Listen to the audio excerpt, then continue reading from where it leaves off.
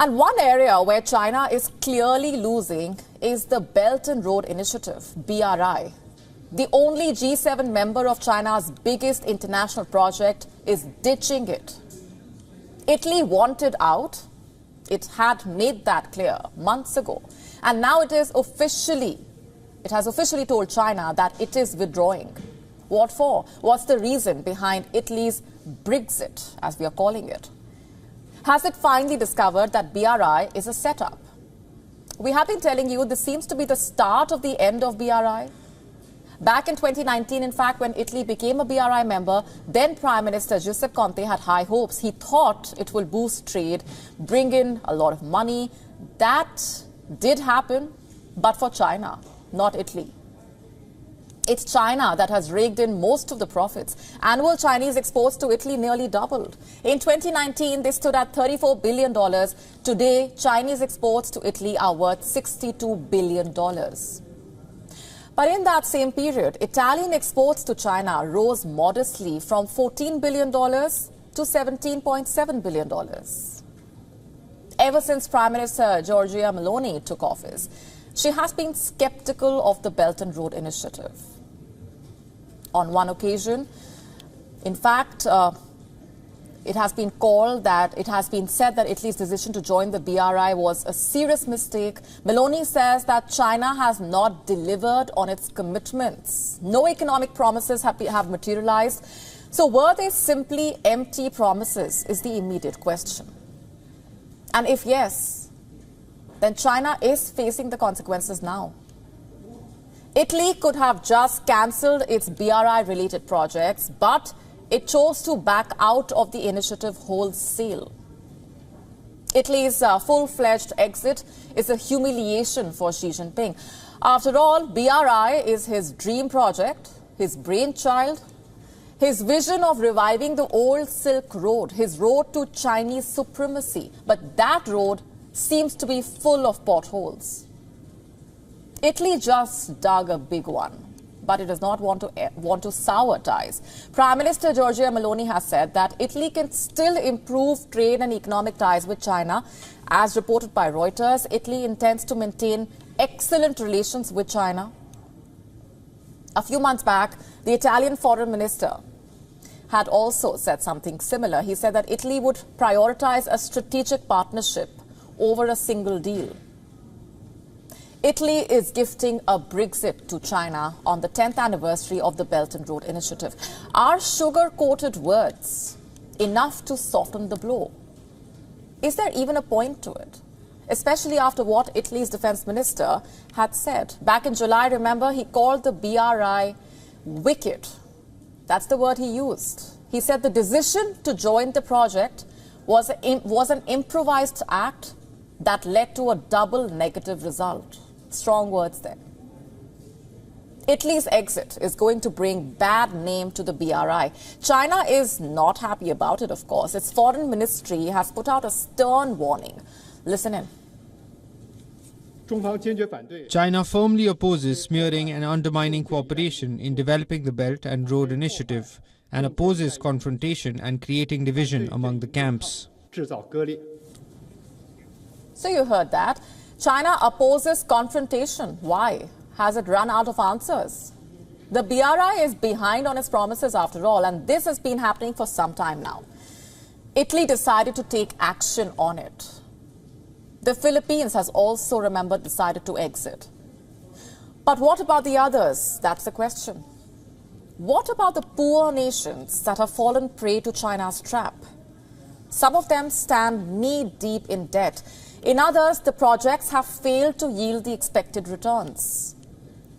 The unkept promises have only added up. The results are in front of you. Countries now want to opt out.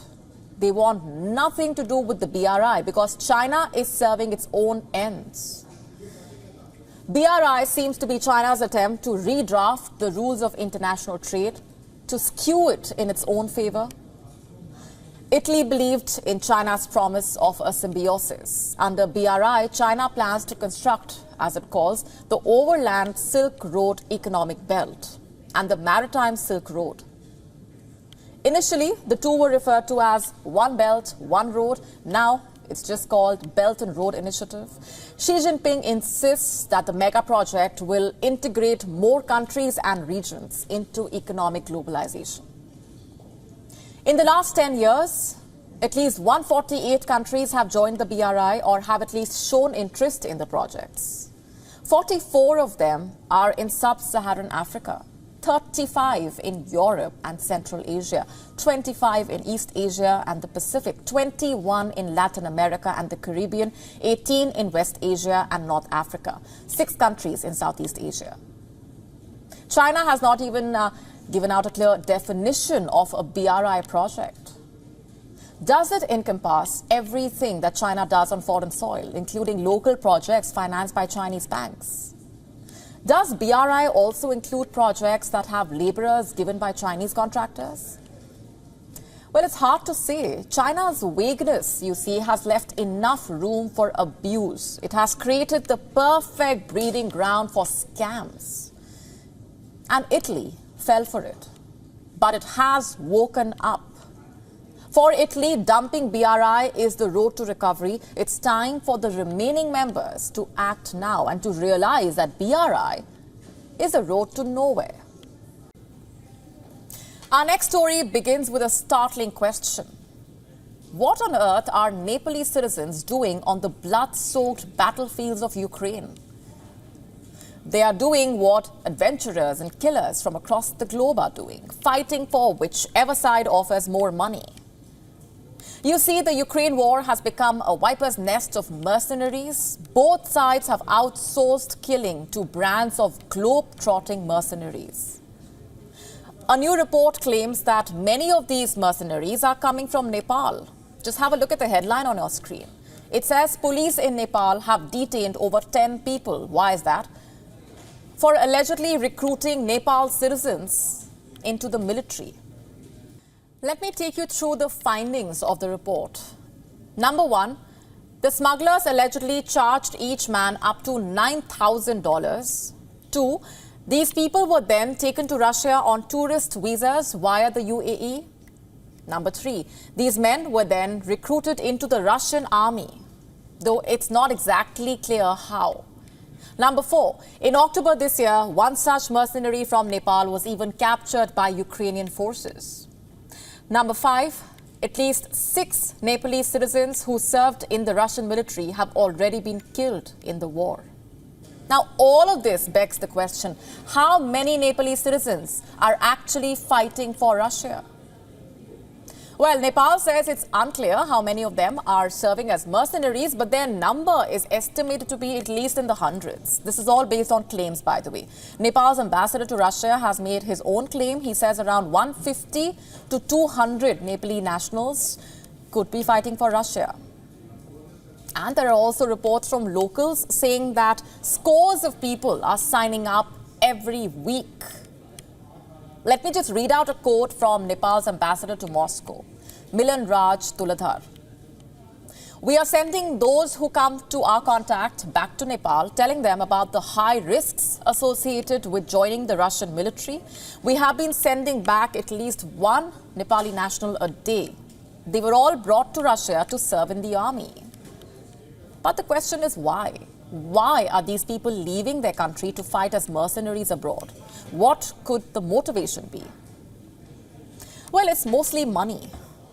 You see, Nepal is one of the poorest nations in the world. According to the World Bank, about 40% of its population lives below the poverty line. So for most of these people, money is a big driving factor.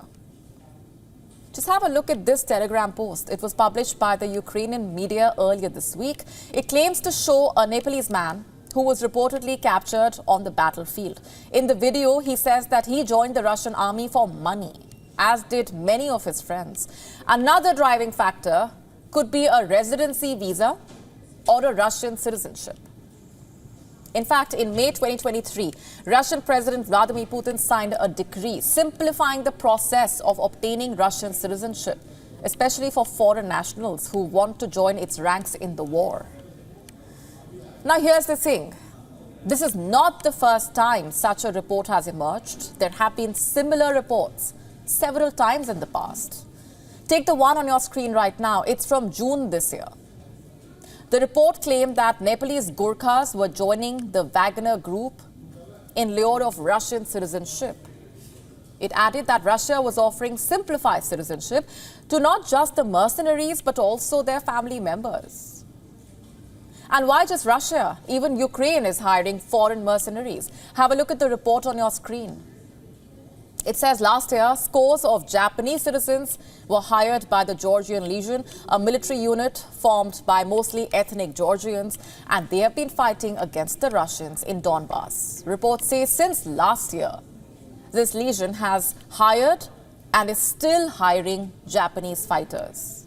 Some of them are civilians, some of them are former soldiers, and some belong to Yakuza, the Japanese mafia.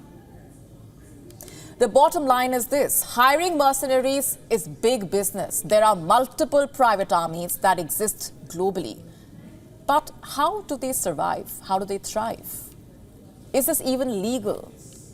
And where does international law stand on this?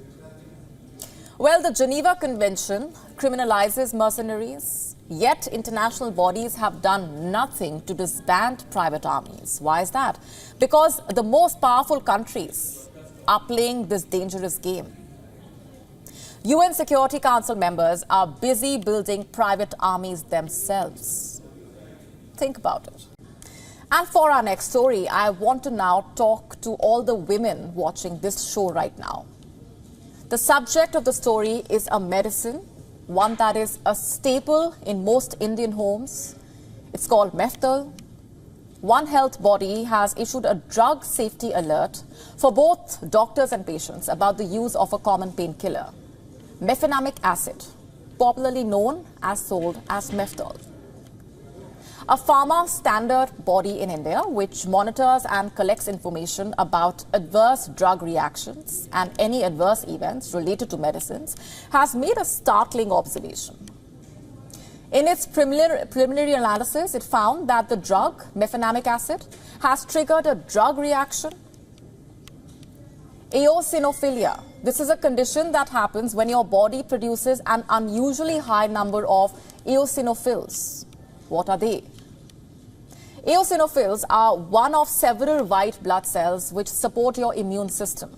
Reports, in fact, also say that the consumption of Meftal, a painkiller, is leading to systemic symptoms called DRESS syndrome, D-R-E-S-S. It's short for drug rash with eosinophilia and systemic symptoms. It's a serious allergic reaction. Reports say it can be deadly, with around 10% people experiencing this dying. This condition happens when your body reacts strongly to a particular medication, and as a result, you get a rash.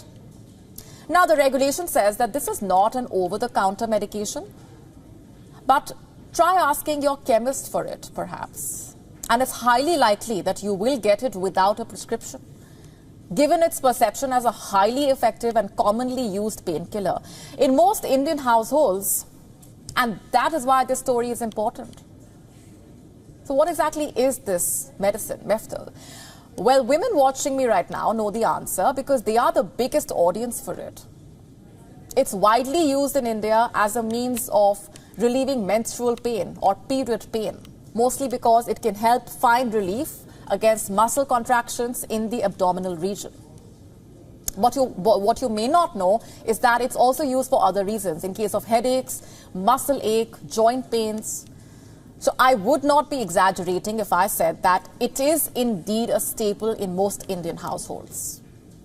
It's a common medication prescribed to children as well, especially in cases of high fever. So this recent alert should raise alarm. Healthcare professionals and patients have been advised to observe any side effects of the medicine. Medical experts say that these side effects are common with most anti-inflammatory drugs, so there is no need to panic. There's only one moral of this story: be cautious while consuming medication. The pandemic made popping common pills the norm for most of us. Take those pills only if the doctor asks you to.